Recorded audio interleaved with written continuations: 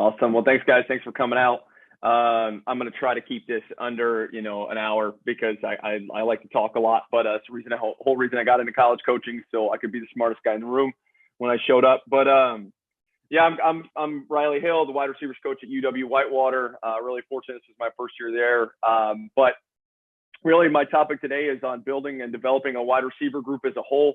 I played wide receiver. I started coaching wide receivers. I coached offensive line for a couple of years because they pay you more at the Division III level to do that.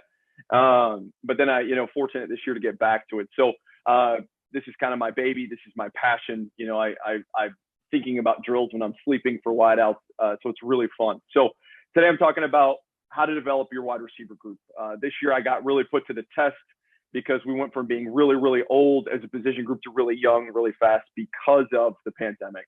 And so that's really exciting for me. I got to really put this stuff to the test, really test it in the water with a really young group and see how we grew through it. So for me to get started, there's 7 development keys to coaching and developing your wideouts, in my opinion. I'm going to cover the first 6. I'm going to talk briefly about the 7th, but I'm not going to dive into defenses and all that kind of stuff because a lot of that goes into how you guys break down defenses, what you call certain things, what you call different coverages. But I'm going to talk about mentality and mindset, stance and start, framing the ball, route running, releases, and blocking. I think this is really important. I have this in this order for a reason. Most people will try to talk about the fact that, blocking is the number one thing. Absolutely. Absolutely is the number one thing. But kids are on the field to catch passes and touchdowns. Blocking is something that you have to instill in them. It's something you have to teach constantly. But if they can't catch the ball, if they can't run routes, it doesn't matter. They're not going to play. So that's really important. That's why I set these keys up this way. This is actually how I teach and develop our kids in a training camp and things like that. It's the first thing we're going to talk about. So the first thing I'm going to cover is when I kind of break down this stuff is the differences between each one. So I'm going to spend certain time. I'm not going to spend a ton of time on everything. There'll be more time with like releases and route running and stuff like that. But I'm going to try to spend some time on each one except defenses. But the first thing I'm going to talk, I'll before we jump into like certain things is the wide receiver position group is a little bit different than a lot of other groups because you really do have to harness both the individualness of the group and the team first mentality. When you train and develop wide receivers, you have to train them in their minds to be alphas, but they have to think about the group as a whole. It's really hard to balance that. It's really hard to develop a dominant Randy Moss type X receiver while he can think about the whole group and understand how important the entire group is to his success, right? Those kind of things are really important. And it's something that you always have to be tinkering with in your position group, in your room as a receivers coach. You always have to be tinkering with fitting on that line of developing alphas and individualistic players that are always constantly thinking about the group and the impact that they have on the group. So we'll kind of talk a little bit about that as we go. The first thing is a mentality key one. So you have to teach, in my opinion, you have to teach your wideouts to attack everything. Like there is no like kind of going through the motions. Now I understand drills and stuff like that are slow, but they have to be doing everything at full speed because that's the instincts that you need to have. If you can teach your guys to have an attacking mentality, an effort mentality, the blocking piece of it comes natural. But if your guys, if we don't talk about effort, if we don't talk about an attacking tempo, we don't talk about doing all that kind of stuff and everything we do, you're really going to have to really then coach blocking. If you're talking about effort, if you're talking about attacking things, blocking comes natural to those guys. The second thing is always be growing, challenging your group to always be trying to add tools in the tool belt. For me, I'm always trying to share stuff with our guys that are, guys, Division I guys or the NFL. Today's Wednesday, it's Wideout Wednesdays. So I'll send out a big group text to our wideouts and all of our recruits about Wideout Wednesday, about a certain wideout. Last week was Jordy Nelson and what are good keys about him. And things like that, because you always want to give them something to add to their tool belt. I'm not ashamed. Like I'm not one of those guys. I'll send them anything from any NFL player.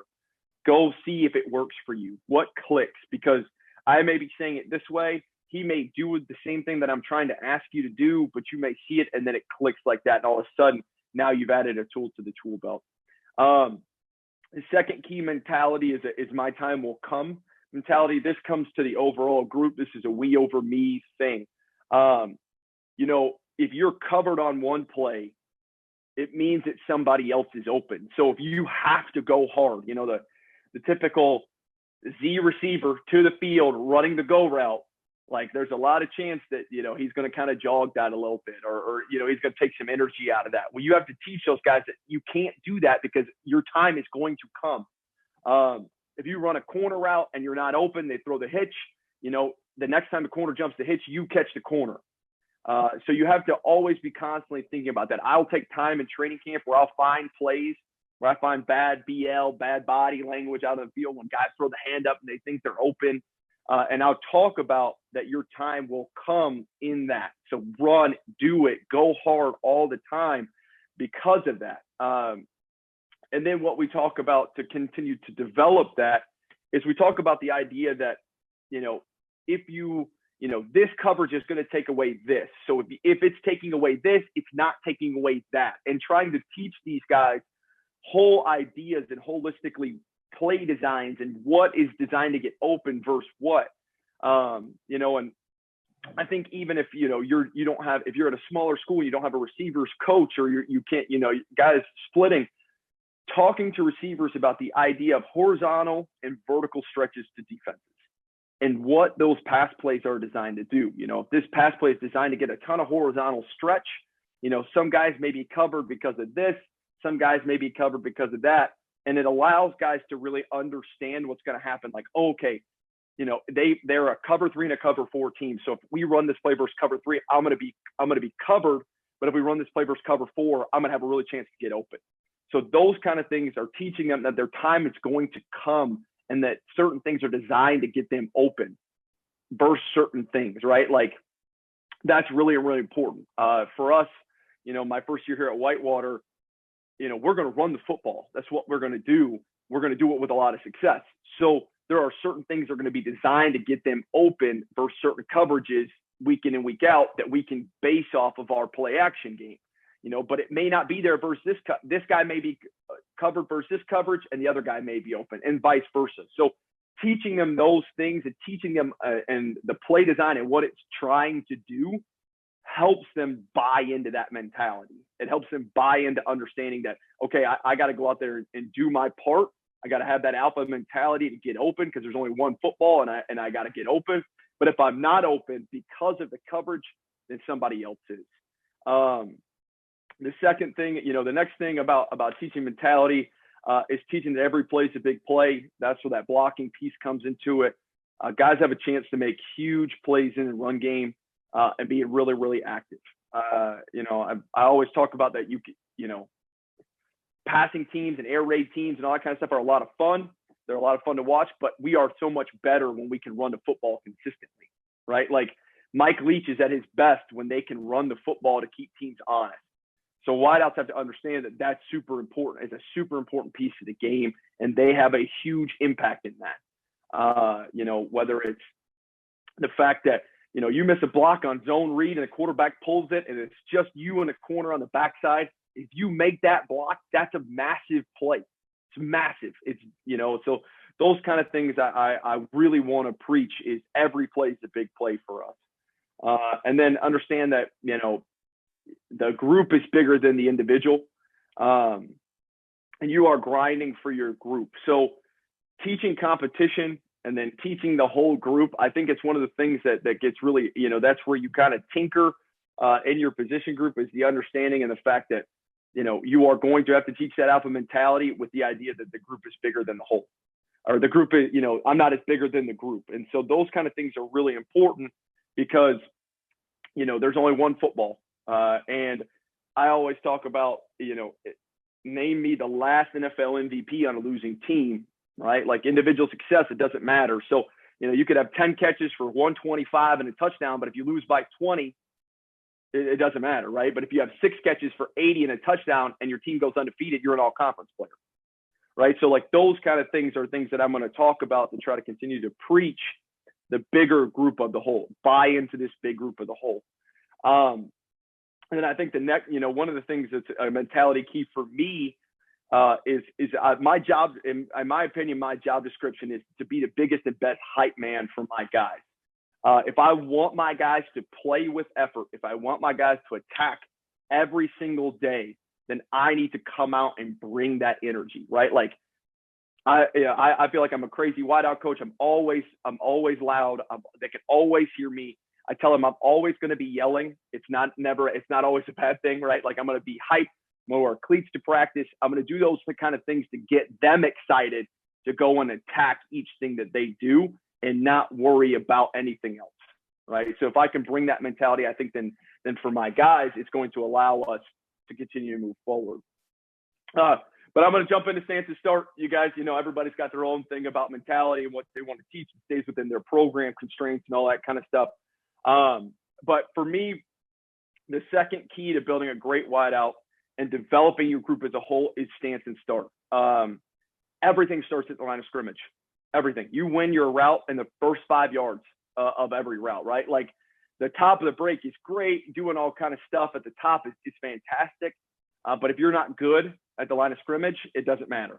It really doesn't. If you're slow off the line of scrimmage, the timing messes up.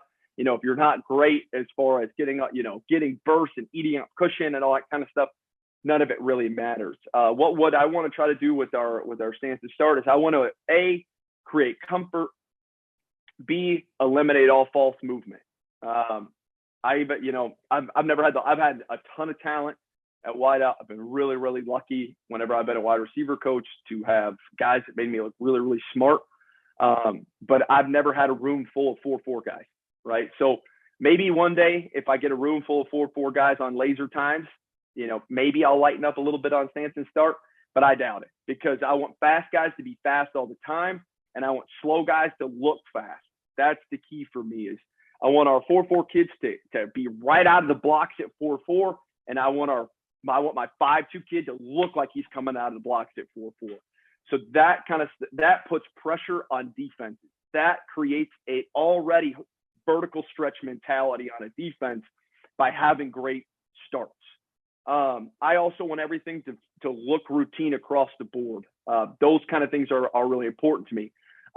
So one of the things that we're going to do and we're going to talk about when we're in stance and start is, we want to be chest forward, front knee bent, weight on the front toe.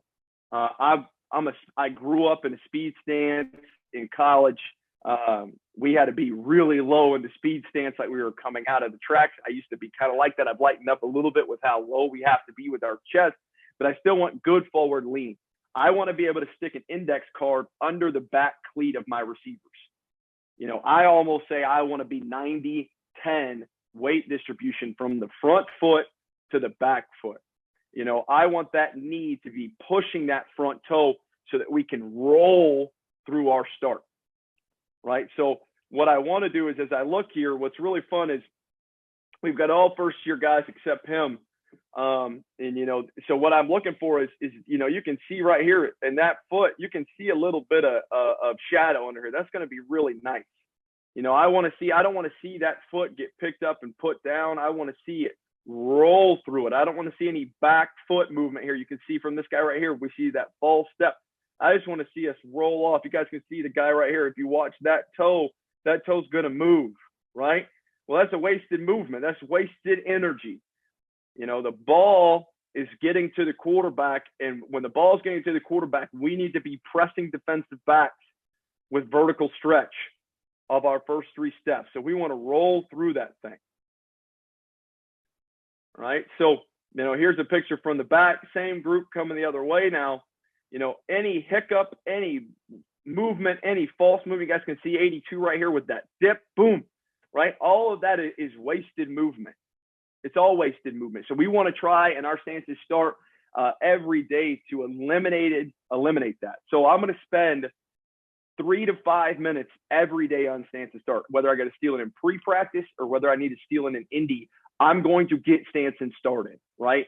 It doesn't have to be a strenuous drill. It doesn't have to be anything that's energy zapping, but it needs to be in their focus. It needs to be something that they're reminded of, right? And so quick coaching points for stance and start for me is great knee bend, forward lean.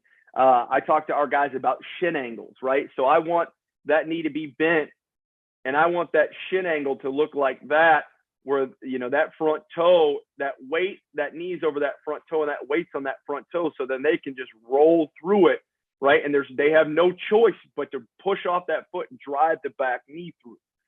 So we want to be able to eliminate any of this, right? So as we kind of look, some things that we'll kind of do to continue to work on this is I'm going to put them in a, you know, everybody does a single leg starts and strength conditioning. It's things that guys work on, but I'm going to do the same thing in our stance and start period. I'm going to make them pick that back leg up, take any weight off that back foot, and we're going to put it on the front toe, nose over front knee. And then I'm going to see and make them put their chest out and try to roll off of that thing, right? You can even see 82 right here with that dip right there as he rolls through it. We want to kind of do what 87's got a really nice one right here. He's going to drive, roll, boom, right? We're already a yard out and sprinting. We're running. We're sprinting, we're running. And so those are things that we want to try to do in our stance and start. We want to do and make it important. And why is it important? Because it creates consistency and comfort, right? I want everything to look the same, run or pass. I want the same energy. And, you know, you have to find the perfect feeling in your body to make sure that you feel comfortable and getting your best get off, right? Like if you get out of bed and you feel good, the day's good, right? Like that, all of a sudden it just starts well. Well, if you're in a good stance that you're comfortable in, man, you start the route well, you start to play well. So those are just kind of mental things that stance and start really are going to help us with, is just getting into a good feel of our body. And so those kind of things are important to us. Now, you know, some of the things, again, to kind of go back to is eliminating all wasted movement, right? I want to eliminate the hiccup off the ball. I want to eliminate the front foot flip. I want to eliminate any hitch in the back foot or the back knee to drop. And what we want to do is we want to create quick roll through the drive in the front foot. We want to create smooth transitions in the upper body, no dip through it. I want to be chest down like a sprinter.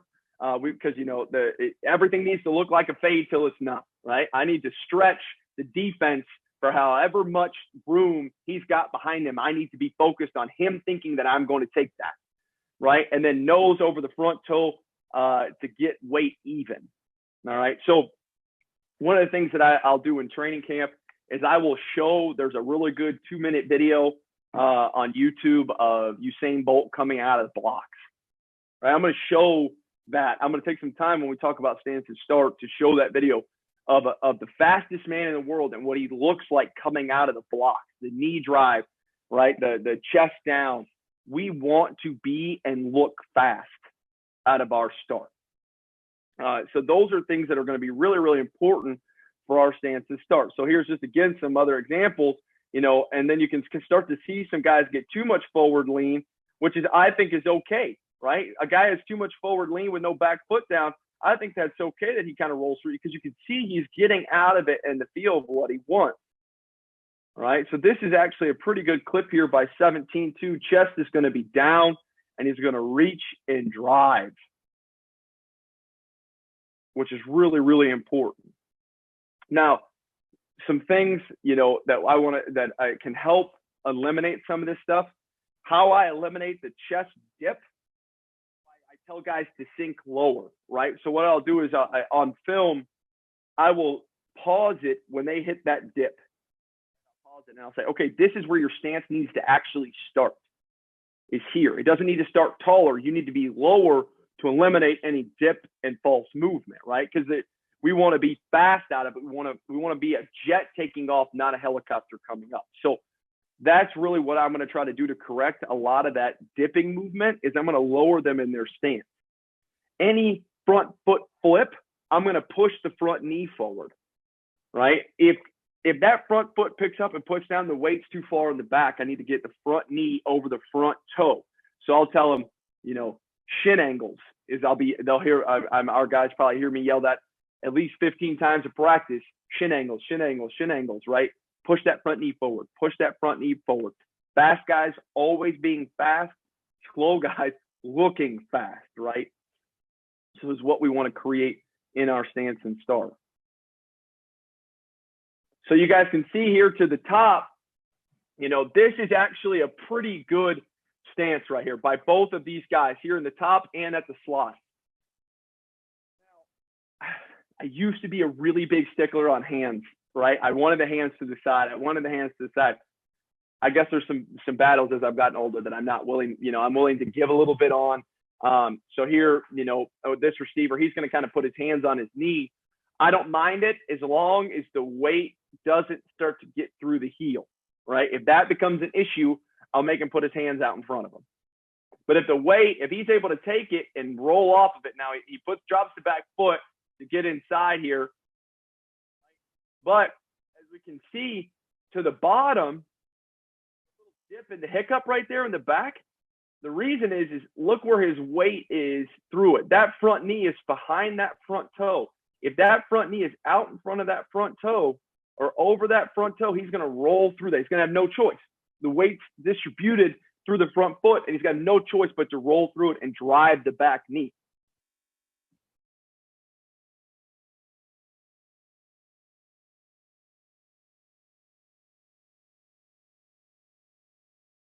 Here's some things again.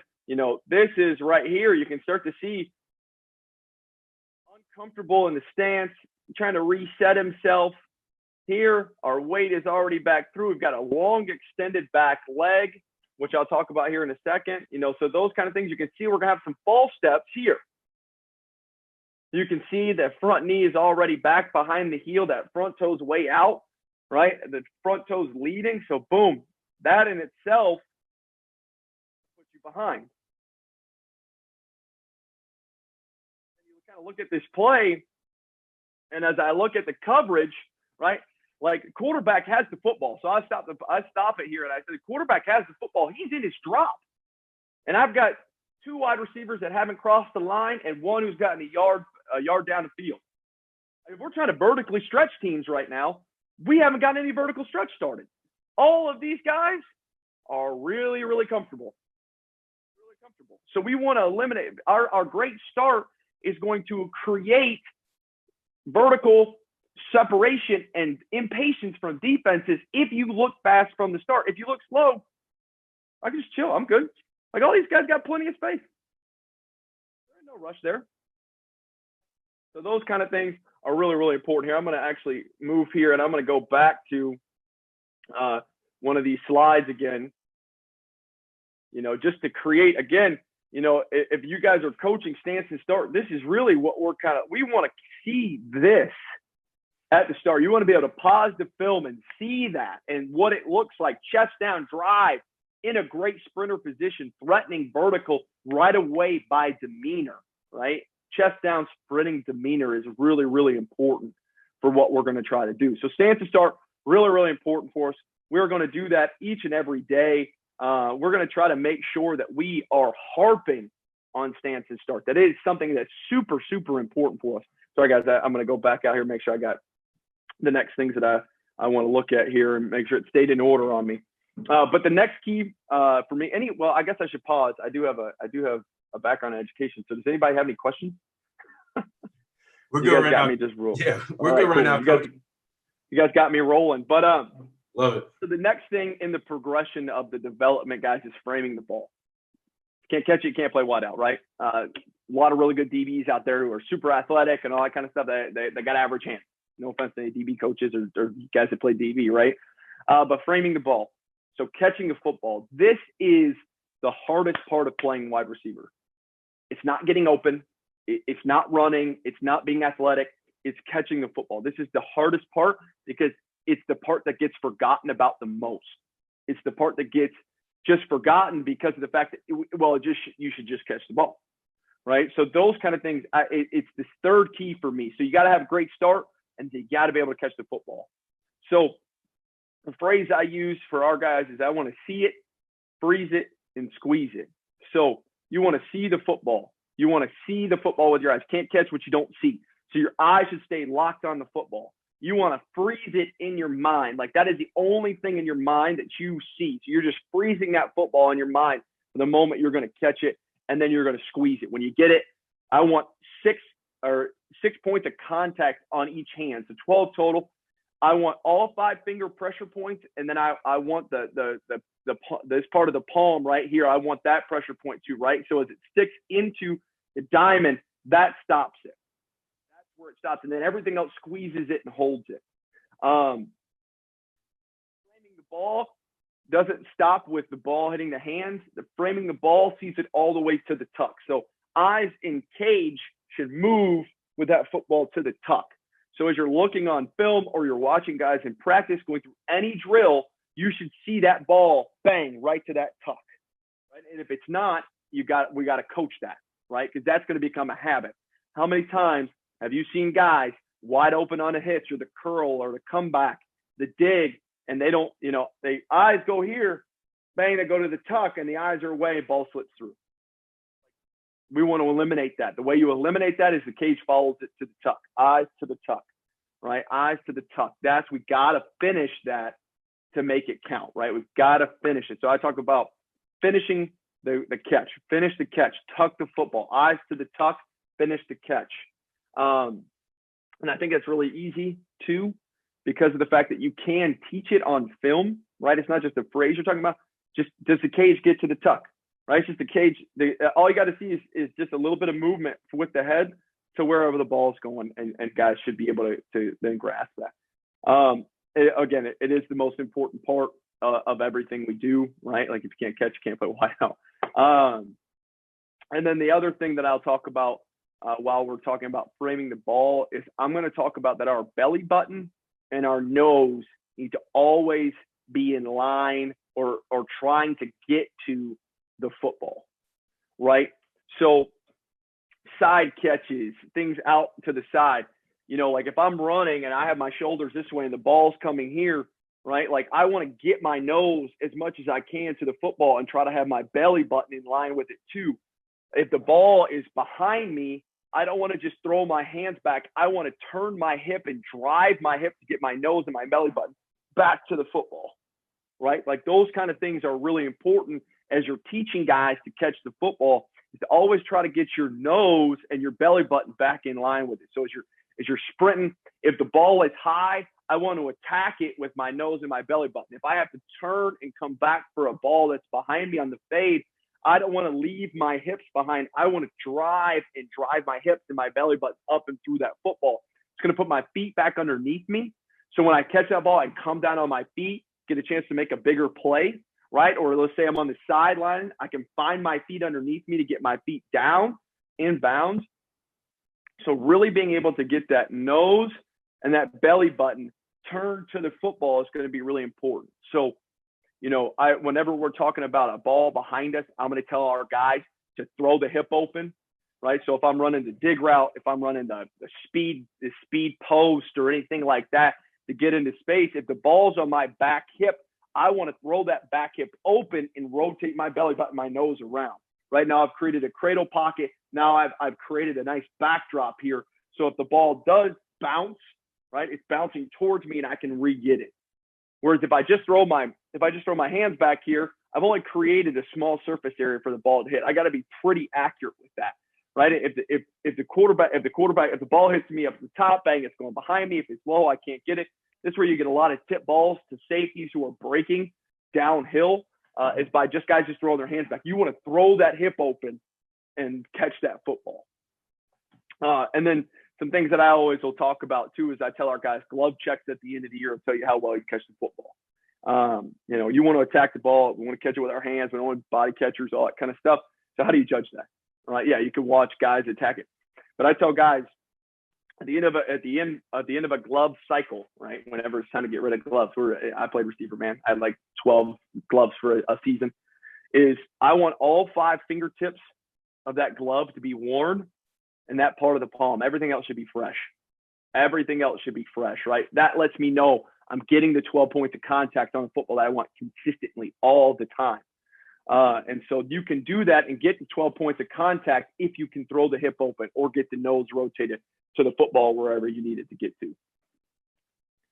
So just being able to see some of this stuff now, as you guys, I'm going to go to tight here.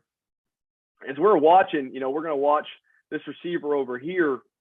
Ryan's a really, really good player, He's got a ton of ability, right? And we actually, you can see the little get up here. You see the little hiccup here. Well, I should turn these notes off. You guys don't want to see that. Right, we're working though. We're getting a little bit better. He's going to come under. He's going to kind of attack underneath, so we're going to flip our feet. But we're getting okay. We're getting better here. It's not terrible. Got a lot of work, but you guys can see that front foot flip. Lets me know. All right, our weight isn't in distribution, and that drive off that back knee, that back leg's too far. It's just trying to get his body even back up to get going forward. It's not awful for our, being our first ball together. We're going to get a lot better, but one of the things that I love about this clip is that right there. And this is a great example of trying to get his nose to the football, right? You can see him attacking, right? He's trying to get his nose and his belly button to that football to attack it so that when he catches the football, his feet are underneath him. He can feel himself out and he can get his feet back down underneath him to try to make a bigger play than he's already made, right? So now the one thing is, this is going against all my coaching points right there, right? Like that's a great football play. It's a tremendous football play by a tremendous talent, a really, really talented kid. He's going to get in trouble from me. Like he's going to come back and say, hey, great catch, eyes to the tuck, finish the play. So that's what, one of the things is all this is really, really good, but coaching the details of these kids and coaching that mentality part of always growing and being better is tuck that football away, right? Tuck that football away right now, because who says that safety's not humming over here to pop that sucker out, right? So we want to tuck that football away, snatch it down to the tuck. But a really good job with his eyes. Ooh, some of these clips, guys, you'll have to forgive me. Some of these clips got off a little bit. That's a good clip, but I don't want to get there yet. So let's, for guys that were in here yesterday, here's some drills, some of the drills that I talked about, eyes, framing the ball. So seeing that football, freezing that football in their mind. That's the only thing they're focusing on. And then when they get here to the squeeze. Now let's watch his helmet, right? And you guys can see at the end of it, his helmet kind of goes away from it right here. And he starts to make the turn. No, that helmet needs to go right to that tuck, right? That helmet needs to go right to that tuck. I'll come back to that clip. That's a good bubble clip. We'll come back to that for blocking. But another good clip of attacking the football in this portion of a small ball drill that I was talking about yesterday is we want to see these guys attack it. I want to see these guys attack that football with their nose to go get it, right? Like, don't kind of wait for it, attack it. And then when we get to that point, now it's time to rip that thing down and put it to the tuck. But you see right here, this is the bad habit that Ryan's developed over the years is, he did the same thing in that play. Right now, I need to harp on him to the tuck, to the tuck, to the tuck, to the tuck. And developing that good mentality. See right there. Oh, look at me. There you go, Coach Hill. To the tuck. Same thing here. Attacking that football, nose and eyes to it. See it in the air, freeze it. Great point of pressure points here of contact. Then rip that football down to the tuck, eyes down with it, into the tuck. That's a really, really good clip by a young guy right there. That's a really good clip of seeing what we want. Seeing it, freezing it, bang, belly button, rip that sucker down. Boom, eyes to the tuck. That's a really good clip. That's a really, really good clip. Any questions, guys, on any of that? Sorry, I'm going to move this clip down to where it needs to be. Nothing right now, Coach. I definitely like I just love the coaching points of attacking that ball. It's always got to, you always got to, and kind of going back to that mentality deal. I know for me personally, blocking is a big deal for me. So establishing a physical presence, establishing that mentality usually translates across the board, right? So like if you're physical in the run game, you're going to be physical route running, you're going to be physical at the catch point. Watching that and seeing it is super, super important. And, I love to hear that you coach that stuff up, man. It's awesome. Yeah. And, it's one of those things too, where blocking, I think that you get buy-in in blocking when you see results, right? Like one of our goals, and I'll talk about it when I get to blocking, is I want to be the best bubble team in the country, right? Like I want to be that is the ultimate measuring stick for a wideout blocking team, right? Because you're blocking for each other. Like if you like each other in the room, you're blocking for each other. And I'll make the joke when we're in film, if guys aren't blocking for each other on screens, like, hey man, I hate to be the first one to tell you, but that guy doesn't like you. He doesn't. Yeah, Coach Marion always says, what you do without the football determines how much you love your teammates. So absolutely, goes right in line with that. Absolutely, and especially when you're in a group, the wide receiver group is always a lot of fun. There's always a lot of characters in it. There's always a lot of personality, right? Getting those guys to buy into that kind of stuff is a lot of fun, and getting them to attack everything they do. Now, for me, one of the things that I really like is, if I can teach them and get them to buy into being physical in the pass game, like you said, Coach, then that just comes naturally, right? Like, it just comes naturally. And so those kind of things are a lot of fun to teach in the pass game, and to have those guys see those results, and then all of a sudden you just start to see it translating to the run game, see it translate. So stance and start, guys, framing the football, seeing it, freezing it, squeezing it, attacking it. And then the next thing for me is being a route runner. Now, I could talk about this for hours, but I break route running down into 5 phases, right? There's 5 phases to our route running, and you got to win 3 of the 5. Got to win 3 of the 5. We can give 2 up, and things like that, and still have the opportunity to win the route, but we have to win 3 out of the 5 of these phases. So that's the start, the release, the stem, the break point, and the finish. Great route runners are amazing at doing all these things, and they're really good at putting combos together of these things, right? So I always, I think a great route runners are guys that are really good at arcade games that can put combos and combos and combos together in fighting games, right? Like, they're not button mashers. They actually understand what's going on, and they can put those combos together based off who they're playing. So when route running is going to start and stop with the defenders that you are running routes on. And what I mean by that is, guys, one of the things that I talk to our guys about is you should never, ever, ever, ever run a route that isn't against a coverage, whether it's physically or mentally, right? If I'm out there it's just me and a quarterback, me and a buddy, and I'm just throwing the football, I need to know what kind of DB, linebacker, alley player, safety that I am attacking with this route. Because each thing is a little bit different, and you have to attack it a little bit differently. You have to have a plan. So I talk about having a plan for our guys when it comes to route running and releases. You have to have a plan, because you can always deviate from the plan, right? But if you have no plan, then you're just out there freestyling, and that's how guys get caught.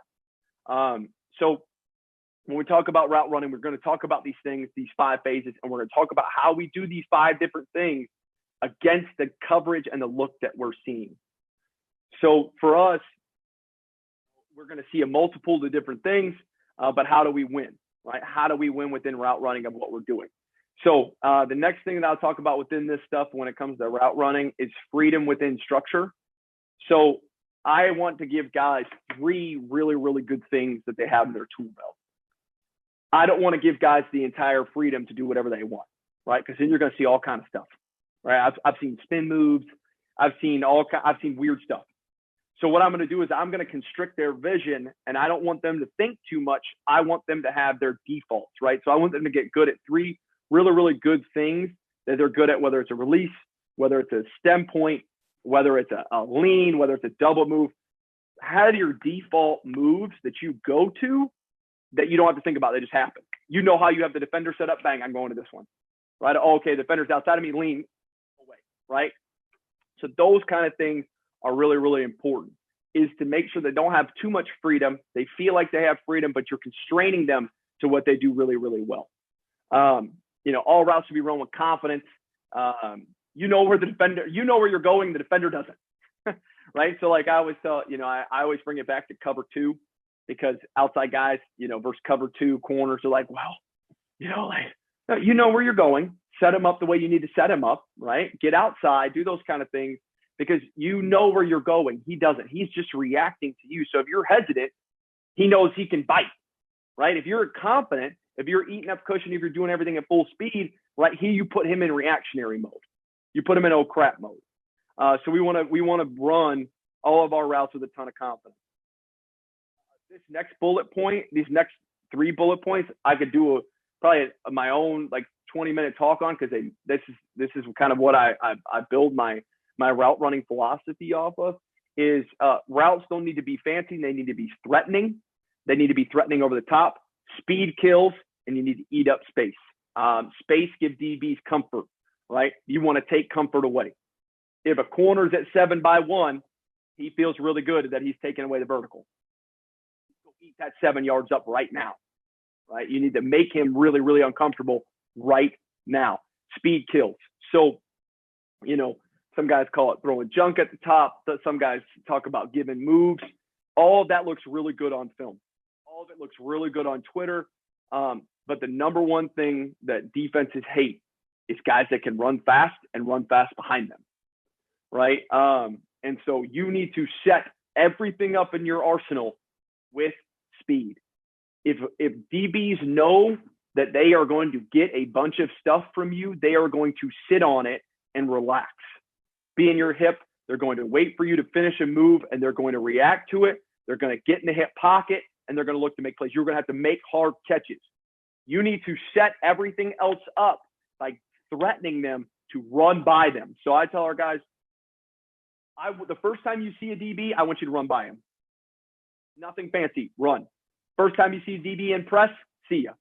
First time you get a 10-yard off to cover 4 safety who's going to pad his feet, go get him, right? Because then the next time he sees you, the first thing he's going to remember is, oh, crap, that dude ran by me, right? Now you set him up. Now if you're in the slot and you get that cover 4 corner who's going to pad his feet, you're going to run right at him. You're going to stick him with a head inside. He's going to jump, and you're open on the corner, right? Because you've already told him, I'm just going to run by you, dude. So you better be ready. So when I eat up that space and I eat up that comfort, right, you have to play me now. For me, that's where our route running starts. It all starts with speed. It all starts being fast, and that is going to set everything else up for us.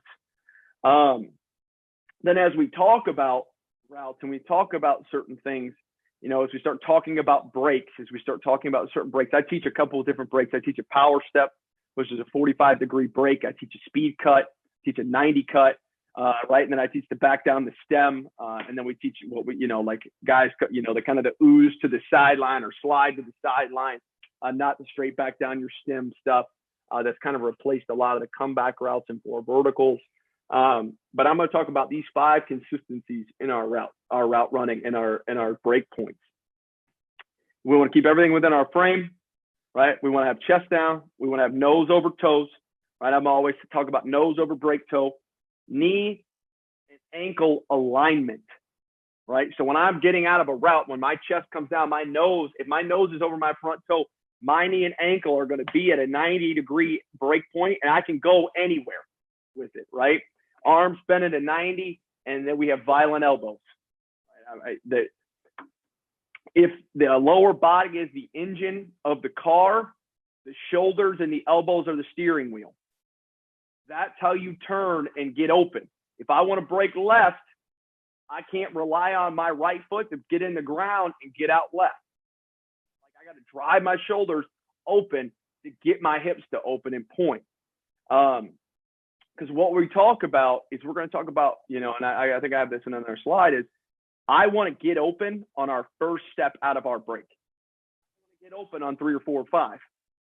It's over. Quarterback moves away, right? We talk about a lot on Sundays that the windows in the NFL are small, right? The same thing. We want to always we want to get into that small window right away out of our break. We want to win on the first step out of our break. So this first example, we're going to be watching the guy at the top, all right? He's going to be getting out of this, and what I want to focus on is I want to focus on his demeanor here. So I'm going to pause it right here. So when I talk about getting out of a break, when I talk about getting out of a curl route, when I talk about getting out of a slide or an ooze route back to the sideline, I talk about a 3-step break. I want to have a nice rhythm to it. Gather step, plant step, break foot. Break foot hits the ground, bang, we're out of it.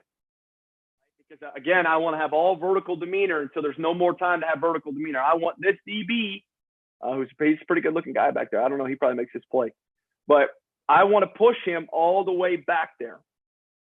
Right? So I want to keep everything going at him until the last second. So we're going to have a 3-step break point. Right? Then we're going to drop the chest, nose over break toe, violent elbows, get out of it.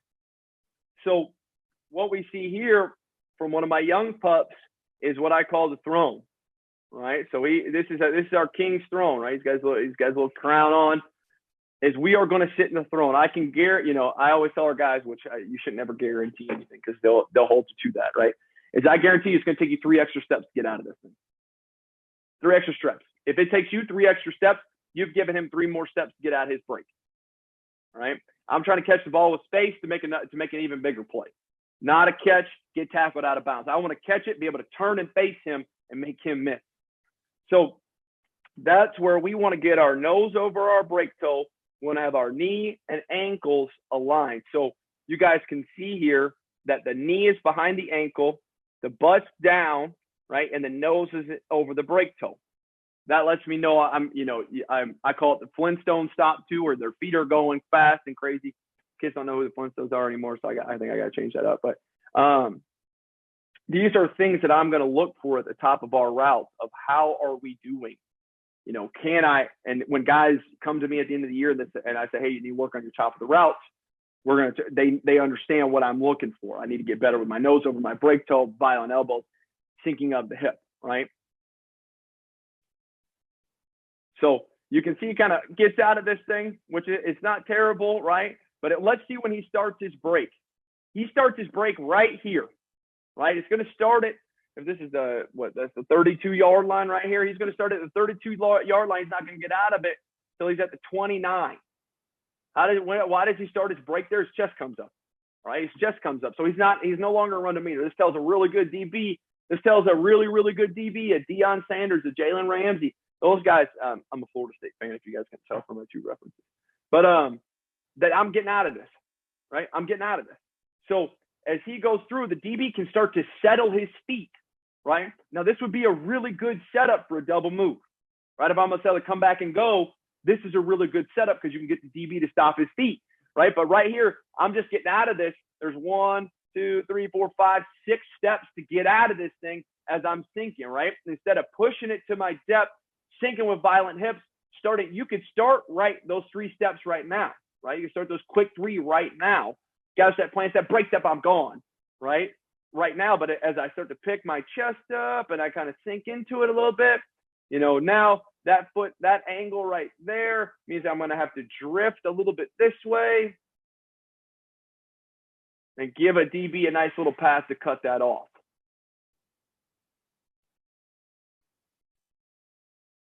So same type of thing here as we watch this kid right here. All right. It's a 5-yard, it's a 5-yard stick route, right? 5-yard stick route. Everybody in the country runs a stick route. He's going to give this away early. Why does he give it away early? Because he's not going to push his depth. And when he gets to his depth, he's not going to sink, nose over break toe, drive the violent elbow and whip around. He's going to kind of look where he's starting to turn and then look where his feet end up, right? He's going to kind of drift back off that and kind of settle into that spot, right? Same with this guy over here. If we're running that speed post or that dig route or anything that's moving into this space, right? If I just kind of drift into that, right? I got nothing coming out of it and everybody's around me. That's a tough catch, right? Like if I'm in a regular game and I know I'm about to get pounded by the safety, that's a tough catch. Right, but there's no violency about it. There's no getting out of it with great demeanor. So right here, again, I love it. This 5 freshmen at skill position. So you take what you get with it, but at the same time, understanding that we want to push to this, then we want to sink our hips and get out of it. So just some examples of really, being kind of sloppy at the top of the break point. And being sloppy a little bit, getting out of it, and allowing DBs to start to make up stuff, right, and start to be able to cover us. Because right now, we didn't really threaten this kid. We want to get him going this way, even more, 1 or 2 more steps so we can catch, tuck, and turn, right? But if we kind of get out of it early, or our head starts to turn a little bit, we're not selling vertical stretch as long as we can, right? So what I'm going to do actually here, guys, is I'm going to come back to these clips, but I want to get to this slide here so I can continue, so I can kind of emphasize this point, and then I'll go back to some of those clips is, route running is a consistent battle, right? We want to consistently be battling with people to dictate our break point, right? We don't want defenders to dictate our break point. We dictate the break point. And so each play in the passing game is designed with a route depth for a purpose. The purpose is to stretch it horizontally and vertically, right? So we want to stretch it like we can with the proper route depth. We don't want guys to get out of it early, and we don't want guys who, a cover 3 safety rolls down. We want to keep him going, right? We want to get by him to 10 yards. We don't want, he comes down at 5 yards. I get out of the corner route early. So those are really important. And then we want to get open on the first step of the break point. I wanted to talk about that again. And then when we see defenders, we want to clear defenders. Understand that the first thing a defender wants to do to you when he sees you is he wants to grab you. It's natural human instinct, right? Somebody's running by you that you're supposed to have. You want to grab them. So we want to always be looking for hands to clear. And the second thing about this that I wanted to talk about with dictating your break point is always, always, always push your depth. If you're coaching receivers, if you're an offensive coordinator, that, the route depth is extremely important, and you have to harp on it because you have to teach them. Again, it comes back to that mentality piece, the vertical and horizontal stretch of everything.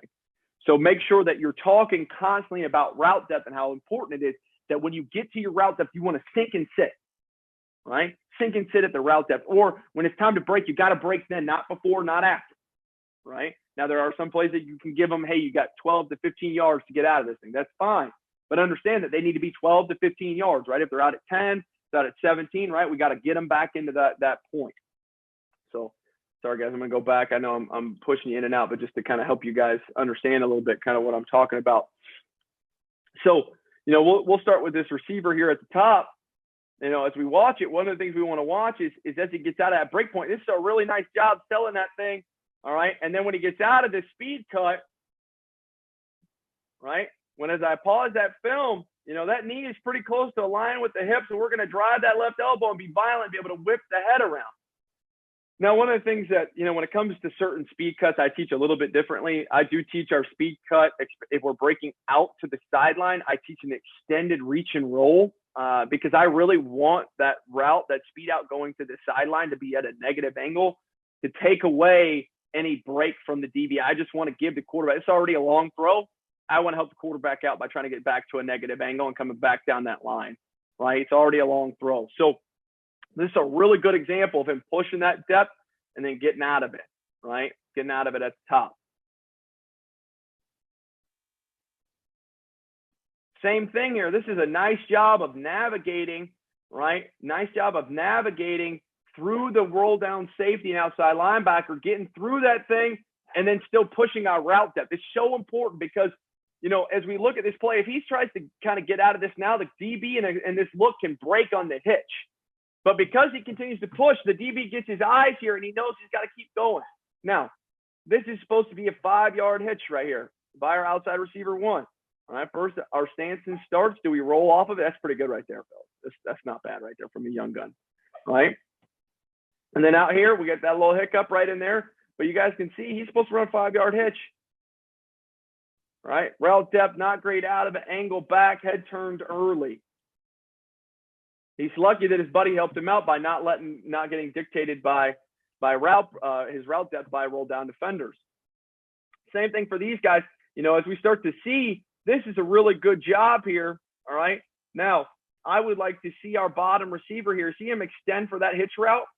No, run through that 3-step break and he drags that back toe. Watch him drift one more step.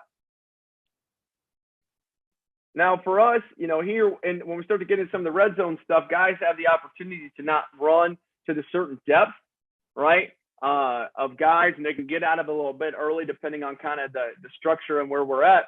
But you guys can see the slot receiver here, all right? Firstly, watch his toe, right? It's not bad rolling off of it a little bit. There's a little movement right there. I want to push that front knee. I probably was yelling him shin angles.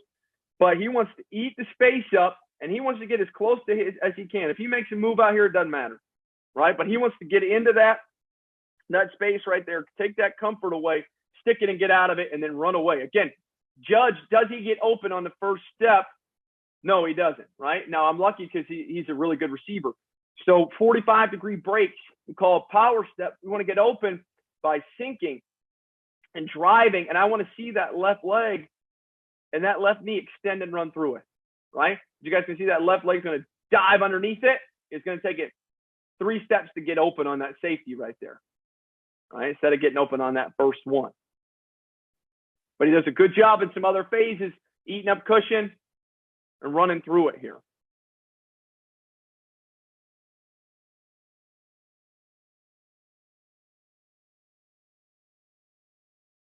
Same thing, okay? Now, this is really important. I'm going to focus on the kid at the bottom here is, this guy right here is pushing your routes up. Now, he's going to have, he's going to have a little red zone out here. Is understand that he needs to push his depth. Most guys, when they start running red zone outs, they want to start to get out of it early, right? He wants to get out, and he wants to push that kid into that purple of our end zone because he wants to then dictate his break point through contact. We call that contact FPP, fight pressure with pressure, right? So he wants to get in there. Now, he does a great job on the stem here as he stems this kid. I don't like it when guys stem guys right away off the line of scrimmage. I think it's wasted, right? If you get a clean release, you need to go at him now. And then through your stem, take the leverage that you want to take. So he's going to do a nice job attacking him. Then he's going to give him what I call a tracker step, which is just a little tracker step to get outside, right? Then he's going to push him back to his depth and get into him a little bit. Now, we might get a little push off there. That's fine. Our DB's coach, who might watch this later, said that's a push off, coach. I mean, hey, there's no breath out here, right? But he doesn't. What I like with this whole thing is he's not looking to get out of it early. He's looking to get into that purple and press the DB into the purple and press and dictate the break point for him. Right, so that's a really, really nice job of that. Same thing here, all right, as we start to talk about some of the other things that I was talking about with route running, is we are going to run kind of that speed post, that speed dig into this area right here, inside leverage DB. So when we talk about taking leverage away and we start talking about running routes, you got to run it to certain DBs, right? Like if you're just practicing running that speed dig or that speed post into space constantly, right? You're just going to normally run it here. Well, if this kid's inside leverage and you don't do anything to threaten him, he can just stay inside leverage. So what we want to do is we just want to attack that outside shoulder right there through our stem to our break point, right? And just get him to kind of even us back up. We want to just kind of even us back up. So when we break right through that, we get open on that first break. Now we're open into that space. Bang, we make a big play. Not bad right there by one of our young freshmen. Take that outside shoulder, stick it.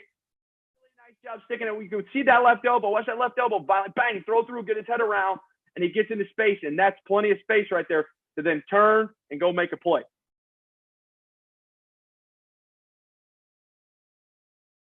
Same type of thing back here. Right? So this is what I was talking about. I don't love this. I don't love this because right now the DB, what gives DB's comfort isn't as much leverage as it is space, right? This DB feels really comfortable because he's in space, not because he's got inside leverage, right? And so he's still over the top of us. This could be a good catch. Don't get me wrong. This could be a good catch. But if he pushes him off the line of scrimmage to his depth and then breaks it in, right, the DB's going to be way back here with his hips over here. He's got a chance just like on that last play to catch that sucker and turn up here, right? But he's there. He turns and catches that thing. He's over the top. He's going to make a tackle. He's breaking on that sucker, right? So, like, it's just, to me, it's not as good as what you would want it to be. Whereas we look to the slot here, as we look – oops, sorry, guys. As we look to the slot here, he's going to push this thing vertical, and then he's going to push this guy vertical with his stem. He's got an out-breaking route. He's just going to push that outside shoulder. And he's going to square him up till the break point. He doesn't know at all. The break's coming, bang. Throw the right elbow through. He's open on that first break step, and that's a really nice route. That's a good overall football play.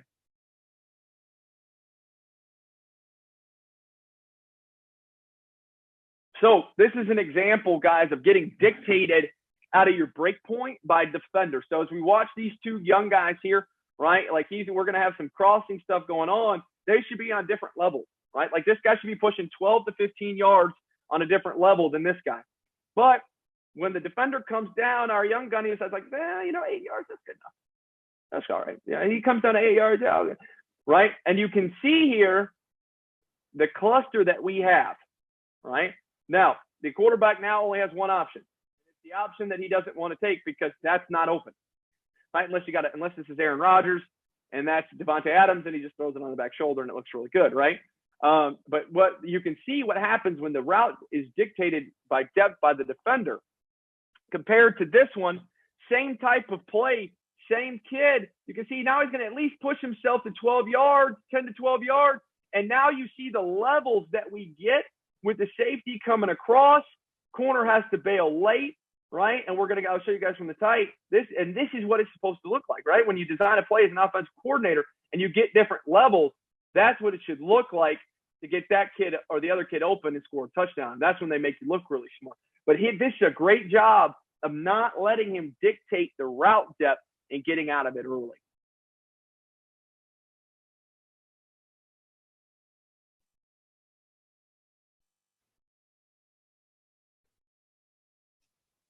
So here what we're going to do is we're going to look at the bottom. We see DB going to get us. Now, this is a really nice job here, all right? Now, we don't end up completing it, but I love it because as we see, all right, bad get off. Coach has got a lot of things to start to do this spring, all right?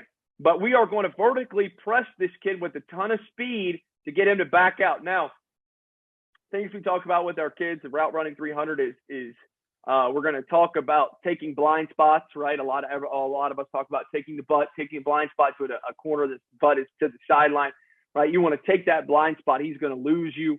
One way I always talk about getting into the blind spot is pressing his cage vertically to get him to squeeze you, right? Then give him that tracker step to get to his butt to get him to lose you and getting behind him. So that's a really nice job up here. We don't complete that ball. But the other thing I want to focus on is down here is, again, we've got a little sticker out here, is watch this guy get out of this early, right? Not push his steps, you're going to get out of it early and then skip into it. I always say this is early eyes. We don't want early eyes. The quarterback is going to be on time and on rhythm with you. Your eyes should be on time and rhythm with him, right? But we're going to get out of this early. Angles, and we're going to end up kind of pouncing into this a little bit. Coach, got a question here for you. Yeah, shoot.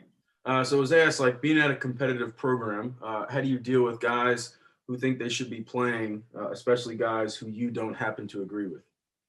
Ooh, that's a good question. To be honest, I haven't had that challenge here yet, which is nice because I've only been here for the fall and we didn't play any games. I think one of the things too for you as a coach is at the wide receiver level, guys. Everybody thinks they're an all-star.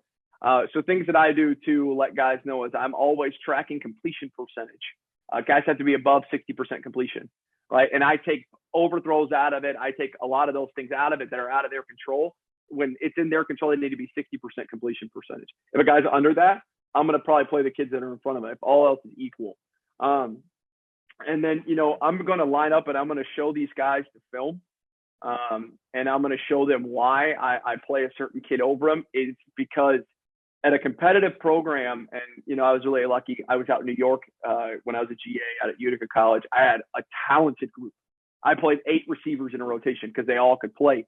But the thing about it is all 8 of those kids were consistent in what they did. So a kid that thinks he should be playing, but he's not consistent, then I'm going to show him the consistencies of a kid, that's probably the same athletic level, but this kid gives me the consistency. Things that I'll also tell my guys is so they can evaluate themselves is make me play you. Are you doing the little things that make me play you? Are you blocking hard? Are you running hard? Are you doing those things? If you are doing those little things correctly, it's hard for me to not play you, right? If you aren't doing those things consistently, the little details, and I'm talking little details of getting out of routes the way you do, pushing your route depth, doing those kind of things. If you're not doing that, then if those consistencies, I'm not going to play you, right? So I'm going to play the kids that's more consistent with you. But then at the same time, not everybody can be treated equally. You may have one kid who's uber talented and you sometimes got to put up with 1 or 2 boneheaded mistakes that he plays, right? I think that's the nature of the beast. Unfortunately, at some point, we all get paid salaries to win. So sometimes you got to put up with a knucklehead and I say that with a asterisk of, as long as he doesn't hurt the program, right? Like if you have a kid who's uber athletic and he's knucklehead and he hurts your program, I've never been a head coach, so I don't have to deal with those things. But in my opinion, those are kids that you move on from, right? But if you have a knucklehead who maybe he doesn't understand the playbook as well as one other kid, or, he does a couple things that aren't great, but he's just, his ceiling is here, right? Well, then, you got to explain to the kid, like, hey, I have no problem explaining to a kid, like, I love you. I care for you deeply beyond the football field. But this kid gives us more athletically than you do. Like, he's just physically gifted, and I'm going to have to take my lumps. Right. And then so those are things and conversations that I'll have. But my hope is that I've created enough of an outside relationship with those guys that, like, if they're not playing, they already know why, right? Like, I'll meet with my guys 3 to 4 times a year individually to talk about where they're at. So there is no gray area, right? Like, they know where they stand and they know why they stand there. And then that way I try to take that gray area out of it and try to build that relationship so they can trust me, right? That's what it all comes down to, is trust. They trust that what I'm doing and I can cast vision for some of those kids and I can talk about those things. So that way, hopefully there isn't any of that in the room, right? And they have things that they're already trying to work on. They have goals for me. They have their own goals. So they know where I feel like they can get better at. If they do these things, they should have a shot to play. And then, at a place like Whitewater that's really competitive, what's really nice is sometimes I tell a kid, like, hey, you're going to be really good one day. But the senior's better than you right now, and you got to work on it. Sorry. I don't know. So I don't know if any of those answers are good answers, but just some things that I've done or had those conversations with or try to do to avoid those conversations throughout the year. Hopefully that answered the question. Any other follow-up questions to that, guys? No, we're good, Coach. Awesome. Yeah, no, we're good, Coach. Awesome. Well, I know JG, I'm going long, man. I'm long-winded here, but I'll skip to my next thing here that I want to get to too, because I want to get to some release stuff. Coach, you're good, man. So realistically, as long as, like, if I'm done by 12:30, it gives me some time. So the next one's not until 1. So cool. Well, then I'll just keep talking to you guys. Yeah, I don't want to rush you out of here, man. Like you said, you're on a roll, so keep it rocking. So the thing I want to focus on with this one, guys, is I want to focus on the slot here. Because, this kid for us is a slot kid. He's going to be a senior this year. He's played a ton of football for us, played since he was a freshman, really, really talented, and a legit 4-5 kid all the time, right? But one of the things that he had trouble with is he would always want to give too much, right? And I've got a clip of him a little bit later I can show you guys. And so this fall, for us, it was all for him about mashing gas. Be fast all the time. I would give him a little bit of room if he was going to be overzealous in pushing depth for routes, right? Like, he's going to run a post here. If he's overzealous running the post pattern, I don't care, right? If he gets to 16 yards because he's pressing a safety who doesn't want to give it, who wants to stay back, we were going to give him a little bit of that room as he learned to be fast all the time, right? So it's a really good example of this. So he's got an in-breaking route with an out defender. That the defender he's pressing is this safety. The defender's already got his leverage. Don't give the safety the leverage back then, right? So if he's running an in-breaking route, don't stem at him, right? Don't even him back up. Keep your inside leverage because he's already out here based off of his technique and his assignment. So just keep him out there by running vertically really, really fast, and he'll stay out there as you clear any inside junk. So he's going to run this thing really nice. Now he's going to give the kid a little bit of a lean at the top of it. But you see, just because of the threat and the speed of him vertically, the safety starts on the 30, and by the time he gets out of this route, the safety's on the 15. He's pushed the safety 15 yards, right? And he's given himself all of this space to catch the football in. So that's really nice in this whole thing, is like, this is a really good job. Already outside leverage defender, so just run vertically with an in-breaking route to keep him out there. Then get out of it with speed and into the space. Now, I don't love, right? What am I not going to love? I'm not going to love that left step. He's not going to drive through that and get open. But I am going to love the speed and how he catches this football, right, with a ton of speed in that in-breaking route. He makes this throw really easy for a quarterback. He makes that throw super easy for his quarterback. That's just pitch and catch. That's just what you do all the time, pitch and catch. So it's just a really nice job right there by our receiver. Now, this is same receiver, all right, and you guys can already probably pinpoint some of the things that I don't like about his stance and some things that we're working.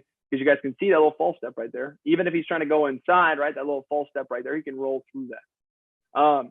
And then, you know, same type of thing right here is as we work this out route, watch the left arm kind of or right arm. It takes a little while for it to kind of get going. Look, that left arm right there come out. You guys can see it from the tight a little bit better. If you watch the slot, I want him to drive off that left foot, and you can see that left foot is outside the frame. So it's going to take him 1 to 2 steps to recover and really get going back to full speed, because his first step is outside his frame in the speed cut.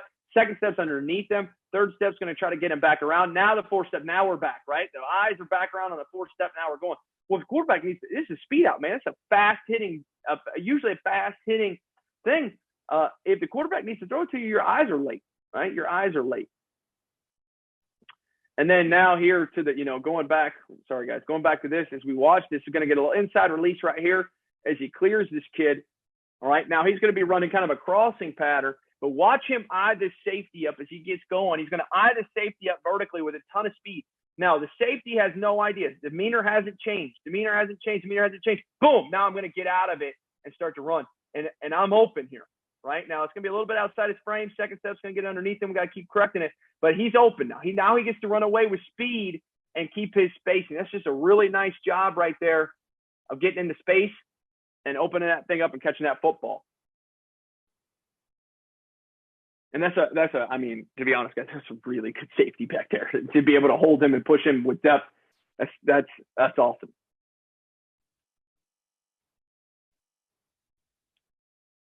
So here we're going to be running to, you know, some vertical routes where we're going to get out of this thing a little bit. But watch these guys early now, all right? Watch this DB. This is the one I really want you guys to watch because we get some man turns here. All right, watch this DB in his eyes. Watch as he gets out of this thing. He's going to give this whole breakaway. He's not even close to depth, and he's starting to give it away. The DB can start to get his feet in the ground and take that away, right? Like he's not open. All right, no matter what he says, he's not open. Now, the top, this is actually a nice job. I don't love the break, but he gets his zone turn, with his butt, right? And then he starts to get into that space behind him. You can see him start to get in there. He's going to get lost. Even though the break isn't great, he gets lost and into that space right there. That's a really nice job getting to the blind spot and being able to get out of it, right? You guys can see right here, all right? I'd love for him to push his depth a little bit more, but you guys can see, watch this left foot, watch the transition. Left foot tracker, as you can see, starts to now get width through the numbers, through that tracker step to get in the blind spot and bang. That's a really nice job right there. I don't love it, but a really nice job of understanding where he can get to get himself open from a freshman. You guys can really see it from this angle too. Right, inside leverage. He's got an out-breaking route if he wants to take it. So don't take that kid's leverage away right away, right? He might end up doing it because I was overcoaching it probably. But no, he does a great job holding his numbers into full vertical. Now he's going to start to get some width to get in the blind spot, get lost. Right, we'll work on the break point. We'll work on the top of the route, but that's a really nice job of getting lost right there. This is a really good job here too. Again, both of these kids, young kids, it's a really good job pressing this kid a little bit. I love this a little bit, just a little bit of stem. All right, what I talk about is if you're running a vertical route from the slot and you got a guy who kind of gets eyes on you, you can see it out of his peripheral. Give him a little bit of a stem at that outside shoulder to get him to high hip you, right? To high hip you. That way, you don't want these guys screaming out at you all the time to get hands on right away. You kind of want to get the high hip because he eventually has to drop off. But what I'd love to see is now anticipate it. Right now, anticipate that hand, clear that hand to get it free and keep pressing that safety vertically. All right, so it's a really nice job pressing that safety vertically, getting across. Let's see if we make the play here. Oh, got to make those plays, fellas. Got to make those plays if you want to play on Saturday. Not bad rolling off. This is actually not bad rolling off the front foot, but I'd love to see his weight get rolling. All right, I say that, and then I slow it down. That's not good at all, actually. Now, this is what I don't want on the speed cut, guys. So when we start talking about speed cuts, I want an extended reach and a roll with the back foot to get out of it. I don't want our hips to break down, and I don't want to give it away because you can see freshman on freshman here. We break our hips down. A freshman DB breaks his hips down, right? So imagine if it's a senior All-American DB, right? He's breaking his hips down. He's breaking on that ball. You're making it really tough on this kid throwing the football back there. All right, I want this kid in our speed cut when we're running a deep out here from the outside position. I want him to be 6 yards off because you don't give away your break by running through an extended reach and roll out of it when you drive that left arm.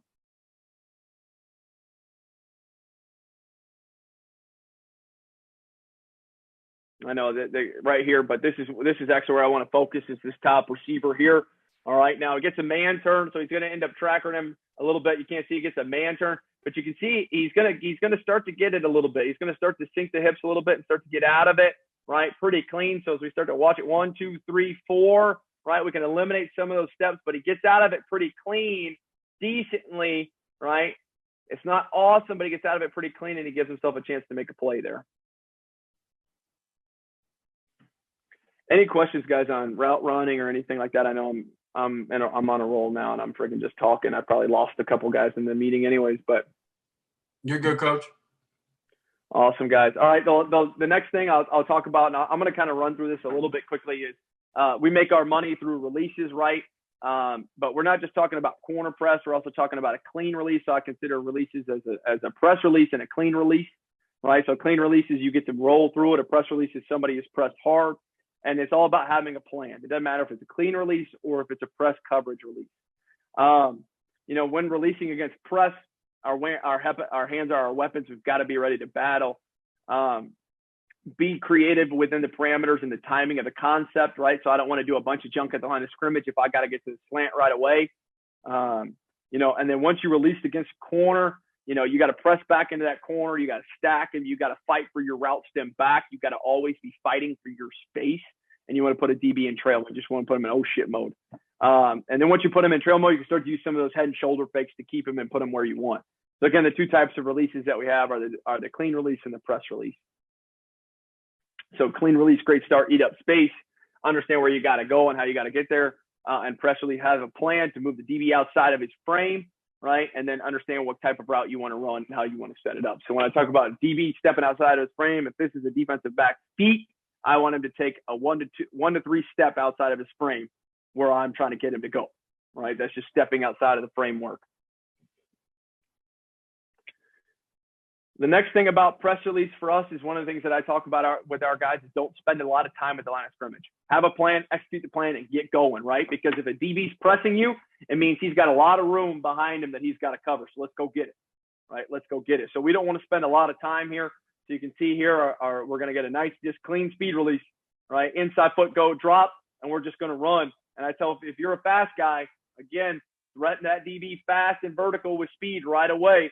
Really nice job here. Just speed releasing, clearing the inside hand, start to work back, continue to run away from him, separate, and go catch you a nice big touchdown pass on a free play. The same thing here at the bottom. We're gonna teach a couple different releases, and I can talk about those in detail with other guys if guys want to reach out to me or whatever. But this gonna be a nice single step jab. He's got an in breaking route, so he's gonna single jab outside to move the DB foot outside the frame. He's going to then get vertical and fight back for his space. You can see the little bit of a lean right there, and he's going to execute and get into his space. This is a really nice job. Really, really nice job at the line of scrimmage. See it from the tight here. Kind of a cockeyed stance, back foot's over too far, right? But a nice single outside jab, then vertical release to keep your space and your route stem. Really good job. Now, really good wide out versus a DB that's scrapping, right? He's trying to get noticed. So this should be a plus matchup for us at the line of scrimmage, we feel like, on offense. But you guys can see there's just too much going on here, right? There's just too much. He's going to inside release. He's going to try to jab him back outside for a couple steps. He's going to try to throw him by a little bit, get back inside to break, right? So what I would love to see is I would love to see him, if he's going to move this, if he's going to do this, it should be hard inside now, throw him by, get vertical, and go run by him on the post. Not inside, and back out, and kind of lean on him a little bit. It's just too much, and he throws the timing off of what should we feel like on offense should be a plus matchup.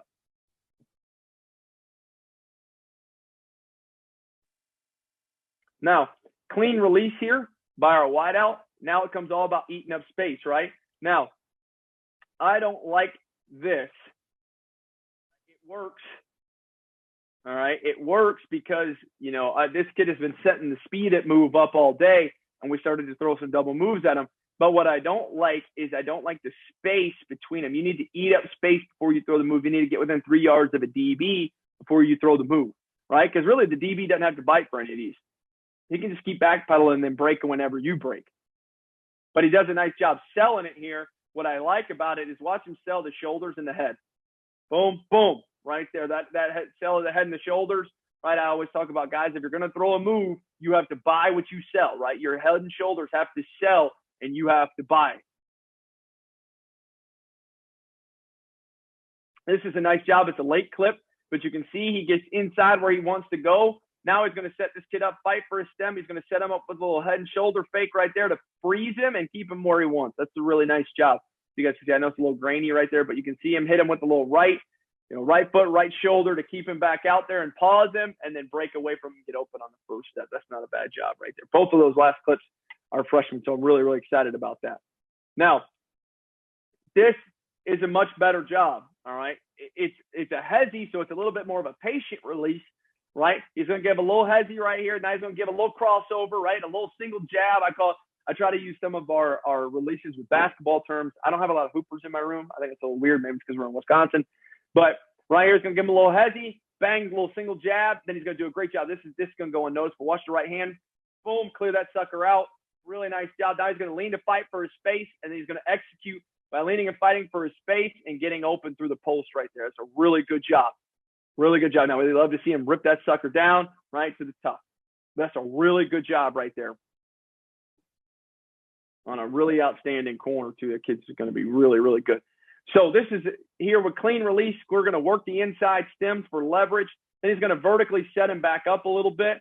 So this is one of the things that I try to tell our guys is don't take leverage and then give it back, right? So he does a great job running down the via the neck. Now, you got the leverage you wanted by keeping him where you want. You're evening him up. You should get open on the first step, but he's going to give it back by getting vertical here. That's just, to me, that's a little extra. That's just too extra because now you speak when he baseball turns, you go baseball turn and get right back on your hip. Right now, the ball's got to be perfect. Now, the ball is perfect there. Luckily, we play some pretty good quarterback. But if he just eats this kid up right here and then bang, snaps away from him, he's going to run away from him. He's a fast kid. Be fast all the time. So that's a laser right there, fellas. Right on the cage, too. Whew. So I'm going to get to the tight here. I'm going to focus on this kid again. Same kind of thing, clean release. Take away leverage to get it, to take where you want to go. He does a great job. This is what I was trying to say on that last one. Watch here. He's just going to run down it via the neck of the corner. Bang, get out of it, and he's open on the first step. Catch that sucker with plenty of space to dive up the hash. That's a really nice job.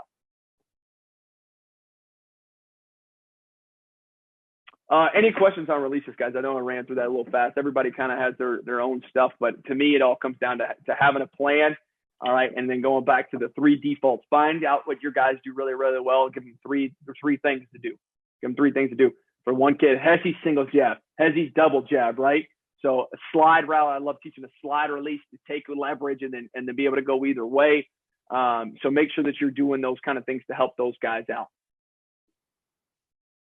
All right, the last thing I'll cover, guys, as I go on an hour and a half here is blocking. So kind of things that I want to talk about with blocking is we want to be the hammer, not the nail.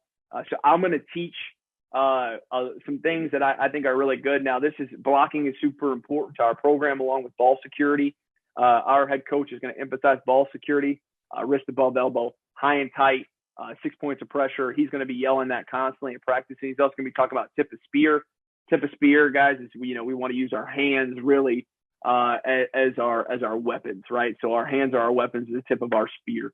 We're going to have some great bends. So I'm going to teach 3 different types of blocks. I'm going to teach ooze block, an aggressive block, and a runoff block. The ooze block is coming off the line of scrimmage slow. That's going to be our bubble technique. That's going to be anything where something's coming at you right away. Our aggressive block is if we got to go get safety, right? Corners way deep. Well, the runoff block is if you get pressed, right? Now, if we get pressed, you have 5 steps to run him off.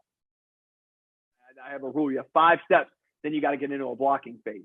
Because if you get pressed on the backside and we pull zone read from the quarterback, I don't want you thinking you got a free play. So you got 5 steps, you got to turn it, you got to go to work. So when that quarterback can then get by you and get down the sideline. We want to be good at running the football. It's a way to make a huge impact on the game. We want to be a good bubble team. It's going to be a measuring stick of how good of a unit we really are, how good of a blocking unit. Like Coach talked about before, how good of teammates we really are. So focus on the 3 guys at the top. Bubble drill. We should see some ooze technique here, working the bubble. Right? We want to be 2 to 3 hard, and then we want to start to get down into it.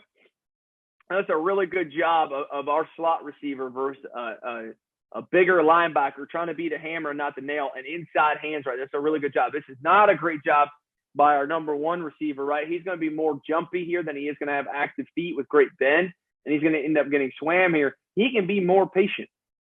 So things that I'll teach receivers on blocking is eyes are on lower half, right? Everybody wants to talk about belly. You know, you want to see the belt buckle. I say lower half, and I really talk about ankles and feet. So the reason I talk about ankles and feet is we want to be oozing. You know the ball's coming out here because it's bubble. When his feet transition, it's time for you to transition. It's just like swinging, now you become the hammer, right? And he becomes the nail. But if his feet are staying in the back pedal, then don't be in a hurry, right? We'll go get him. Now you're going to become in this mirror match. Watch his feet transition. When his feet stick in the ground to tee or turn over and run, now it's time to go, right? But until that time, just relax. And you see that right here by our slot. Our slot's going to do a nice job. Now, when he sticks his foot in there, it's time to go to work. Boom, inside hands, great job. All right. And then, our outside kid kind of recovers a little bit. And the slot player does a nice job. But that's our guy catching the football does a nice job. That's a really nice job by the slot.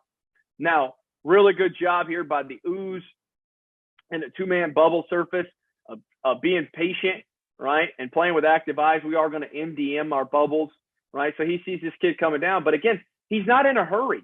Don't be in a hurry to go get him, right? Even though he's transitioning down, now you can kind of just be a shield because you've already got leverage. And I'd love to see him hold his leverage, right? The young guy hits with the shoulder here, not with the hands. We want to be tip of spear with the hands. And then our bubble kid does a nice job catching this thing, getting outside, right? But this is a good job of recognition by a young kid. And that's why I get so hyped back here. It's just a good job of recognizing that from the young kid. And we'd love a little bit more tip of spear, right? We'd love to see him being more aggressive, but just recognizing that. Then here's something from a kind of the bubble drill that everybody does too, is we want to work. This is a great job of this slot receiver working to outside leverage, knowing that the bubble's coming outside. Really good job by number one, oozing off the football and then seeing the transition. And now he's ready to battle, right? Now we got two hammers and not two nails. And I tell our slot kids, you just want to be aggressive and go to war, right? You don't have to, it doesn't have to look pretty, but you can go to war. All right. And then we start to put, this is a really, really good clip right there. That's a great hole for our bubble guys. And then some things that I teach for our bubble kids is it's your job to make him miss. He's yours. All right. You go make him miss and you press the sideline so they don't give it to you. All right. This is an outside run play mentality. You press that sideline so they don't give it to you. Coach, question here was, do you ever have your guys cut block? Oh man, I would freaking love that. Yeah, absolutely. So a cut is a great change up. Now I know the rules have changed. You have to cut within 5 yards on the line of scrimmage on the outside now. So that's one of the reasons I love the ooze block is because I think you can do that. You can really slow into it and wait for these. Like on this clip right here. Let me see right here. I would actually love our slot to cut. Like to me, that sets a tone. Right, that sets a tone right here. He can be really slow, and then when this kid, he's going to run through your face, right? So go chop his knees right now, but be patient to it. We don't want to be too aggressive. Same mentality. Wait for him to get out of his break and start to attack you. Don't attack him too early because if he goes and gets him right now and cuts him, ball's not out. Excuse me. So wait. Now he comes. Now throw it. Right, and you throw it. You get his hands down. So ideally, I would love that within the first 5 yards, the 5 yards on the line of scrimmage. I think it's a great job. Same thing here, right? Boom, he can go cut that kid. Same with people that want to play those corners, the corners that get jumpy, right? They want to sit them at 5 and attack the bubble. With the outside, the number one receiver, he should just be patient. When that corner comes down, bang, throw the cut, right? Cut the kid down. And the kid won't come down as hard next time. Same thing, kind of a two-man surface here, all right, with this bubble. Nice job being patient here by one, right? This is a really good job, right? This is why we want to be super patient. He pulls the trigger, bang, you get in there, now go be the hammer, right? That's a 5-yard play. That's a 5-yard run play right there, right? Now the safety is going to get jumpy next time he sees this bubble. He's going to displace himself, and now we run inside zone for a big play. And so I tell those guys, this is where you have a chance to make a major impact. This is a great job by number one. feet underneath him, good bend, good strike of the hands, right? Go put your shoulder down, maybe we get 6. That's a really nice job. That's second and 5. Great offensive down. Same thing here, 2-man surface, being really patient, right? And not letting like the tempo of the play. I tell our guys on bubble and stuff like that, you have time. You have time. Sorry guys, I am going to focus a lot on bubble blocking right now. I just think it's one of those things that's really fun to talk about, but being patient. Now he transitions. Right now, all of a sudden, he transitions. Now my mentality shifts. All right, time to go to work. Let's go, right? Now I can go be aggressive, hands in, bang, I get him inside. And then my runner knows, all right, I'm going to take the sideline until they take it away from me. So the safety's come down. He's got to work through a lot of things. I'm going to take that sideline. I get down that sideline, right? I got a good shot at making a really big play.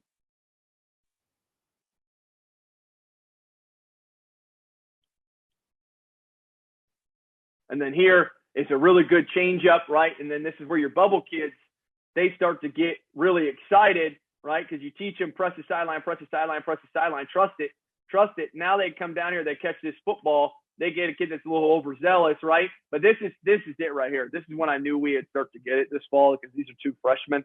I always tell, guys, when you catch the football, I was a skilled kid too. I understand our natural instinct is to go find the next defender to make miss. No, go find green grass and go run to green grass and make me look smart. So great job by number 1 here. I think number 1 could have taken either one of them, but we're gonna throw the bubble, right? He feels this out. Great instincts. He makes the kid miss. Now the natural instinct for a lot of skilled kids is to run this way, right? But we've been talking about great block by number 1, staying aggressive, right? And then he starts to peel back out to go make a big play. That's when I knew my freshmen was starting to click a little bit for them. They were starting to figure it out a little bit. That's a great play.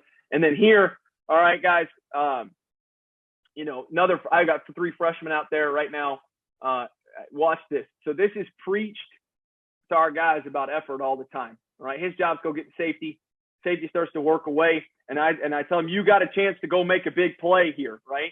Like he's got a chance to go make a really big play for his buddy. And you can see the effort. He may not get there in this case, right? But the effort is there. And so it's starting to come, that mentality, that group, that we over me, because he knows, if he does that mentality, the next time we may run him across the field with play action and bang, we're going to throw him that vertical going deep. So it's a really nice job right there of switching gears and running. And then here, last one, that I'll end on because I've kept you guys a long time. I appreciate you guys hanging out with me for this long. Really good job by number 1, right? Really good position by number 1. Really good job getting his hands inside, working his feet. And then by the bubble kid, just trusting. Like, even though that's not a big window when he catches this football, right? Like, it's not going to be a really big window. But he's going to trust it, press the sideline because there's more help in there. If he goes to try to square this up, there's more help in there, right? Get to that sideline, get out there. Now all of a sudden, he makes a little cut, makes that kid miss. Now he's got room to play. So that's a really nice job. That's a great 8-yard run play, wide completion run play. So, all right, guys, I guess I can end on one more. Why not, right? We're talking about bubble. Let's do it. 2 by bubble. Number 1 being really patient, right? Not a great job being the hammer. He's kind of catching a little bit, but the patience is what I want you guys to work on. So, or notice the patience with the bubble here. He doesn't need to turn his shoulders, but he's really patient. He sees a corner transition. He's there. He's working to finish. And then again, you're going to put your playmaker on that safety. And you've already told your playmaker in this play design, he's yours.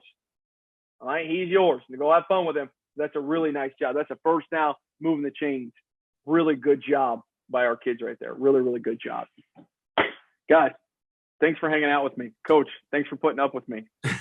No doubt, man. I love that blocking talk, man. That's my favorite stuff to coach up. So I like it. I like that you teach, to key the lower half. I actually teach near hip, key in the near hip. Man, I was sitting in on a clinic talk one time with some DB guys, and if they're going to play man coverage where they key the near hip on transitions, then we're going to do the same thing. Because once that hip sinks, they're changing, direction. So I like that you do that, man. I think it's really good because I think, and correct me if I'm wrong, you may have been in, I know I was like, a breakdown like 3 to 5 yards type of guy, like, and then had to scrap that because it was tough. But yeah, and coach had put in here about just really good and obviously loving the fundamentals, philosophy on everything, and I think that's so important is just the fundamentals, like just being technically sound, and the way you're coaching things up.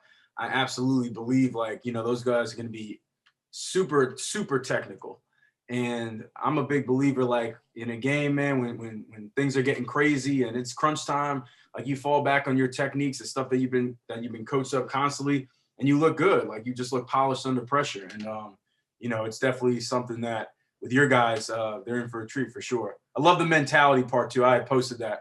I think that's huge. Yeah. I'm saying so. Really good stuff. Really good stuff, Thanks, Coach. No, absolutely. Appreciate it, guys. Coaches, obviously, if you have any questions, drop them in there. Coach's contact information is on the screen right there. And, of course, his Twitter is, I've been posting it. But, Coach, if you want to just share your Twitter handle as well, I don't think it's on there. No.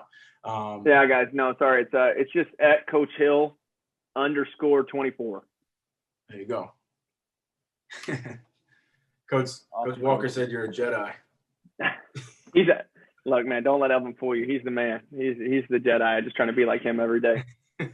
Amen. No, that was really good stuff, Coach. I appreciate that. And yeah, it's fun, man. You get going on a roll. Shoot, it was just gym after gym. That's what I think all the coaches that were in here definitely got a treat. And what's even better to me, like you can truly tell how passionate you are about the position and about coaching. So when that shines through, man, it just makes the presentation that much better. So definitely appreciate you for doing that and staying on with us as long as you did. No, I appreciate it. Appreciate you guys. Thanks for coming and hanging out, and feel free to drop me a line anytime. And JG, you're the man. We appreciate you. The coaching community is indebted to you. Like I said yesterday, no, you will never have to buy a beer at another clinic ever again. Hey, you know what? I'll be honest. I'm looking forward to that because that'll kind of mean we're getting back to normal if we're able to go out and coaches are able to buy some beers and stuff. So I'm all for that. I'm definitely all for that.